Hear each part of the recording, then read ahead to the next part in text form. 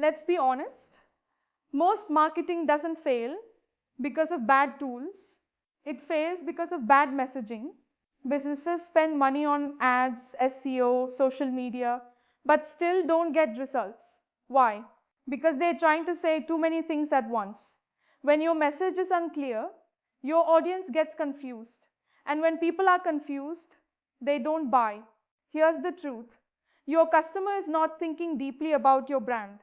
They're scrolling fast. You have 3-5 seconds to answer one question. Is this for me? If your message doesn't answer that instantly, you've already lost them. So how do you fix it? Start with this.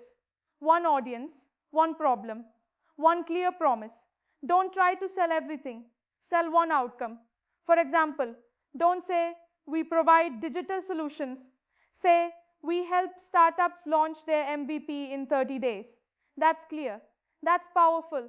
That converts. Marketing is not about being everywhere. It's about being understood. So, before you run your next campaign, ask yourself, is my message clear enough to convert? Because clarity is the real growth hack. Want to fix your marketing and scale faster? Connect with lotusite.com.